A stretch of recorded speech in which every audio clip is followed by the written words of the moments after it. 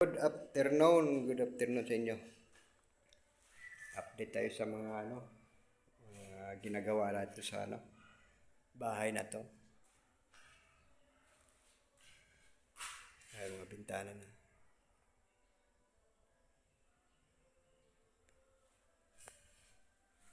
Punta muna ako sa likod. Ito kwarto, madilim. May mga salamin na kasi. Ito, kwarto rin to. Ito CR. Papunta ako sa likod. Dito na ako sa likod. Ayun na, kasama pa to sa ginagawa namin. Luti pa yung tatayuan ng swimming pool yan. Malaki pa yan, dyan. May space pa yan. May bakod din yan, hindi pa tapos. May manok pa doon, oh. Balik muna ako sa loob. Akyat ako si floor.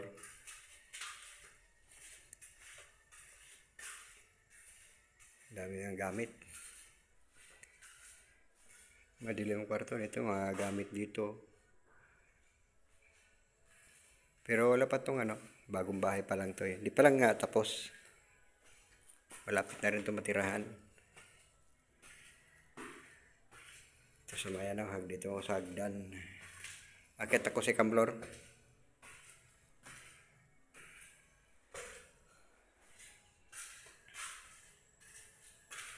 Dito yung pinaka-terrace niya. Sa may harapan. Ayan.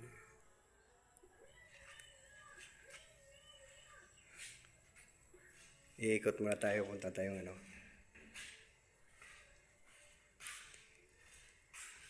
dito kwarto. Kwarto yan. Kwarto rin to dito. CR. Kwarto. Ito magiging stock room yan. CR din to. Malaki. May pa yan, may bathtub pang ilalagay dyan.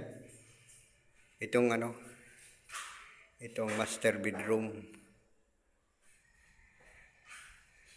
Sa labas maliwalas dito kasi marami pang puno. Saka malapit tayo sa Tagaytay. Sa bayan ng Silang. Medyo malamig na ngayon.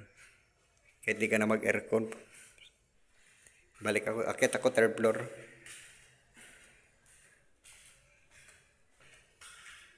Papakita ko lang kung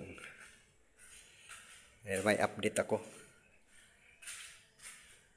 Tumagdan ulit. Kalat pa mga gamit.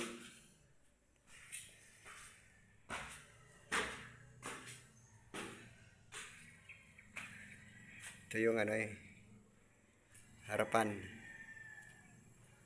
Ayan, mga kabahayan na rin dyan. Ayan,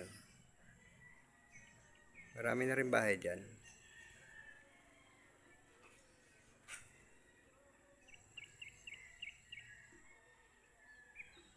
Yan, farm dyan. May farm dyan sa lugar na yan.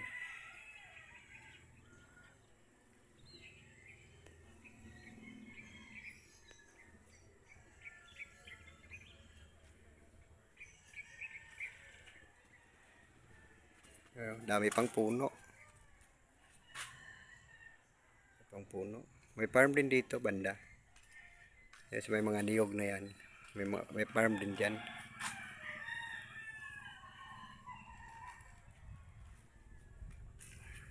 Third floor na kasi itong bahay ito. Third floor.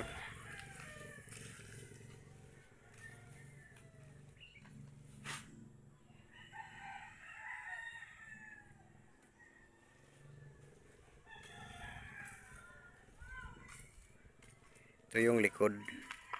Mga sagingan. Yung mga puno, mga prutas. May niyog pa dyan. Sarap ng buko. Yan ang Diyan ang itatayo ang ilalagyan ng swimming pool dyan sa lugar na yan. Kasama pa yan dito sa na to. Lote na to sa bahay na to. May mga kabahayan na rin dito sa likod.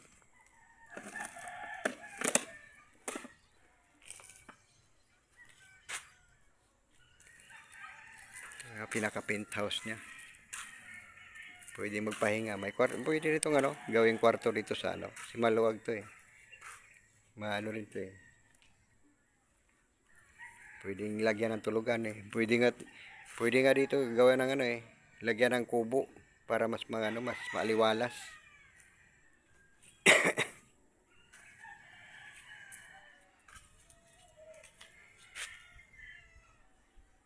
Yan. Yan po ang view dito. Shout out po sa ating lahat. Mag-ingat-ingat po tayo kung saan man tayo naroon. Kasi alam na natin ang panahon ngayon. Doble ingat lang. Ingat-ingat na lang po.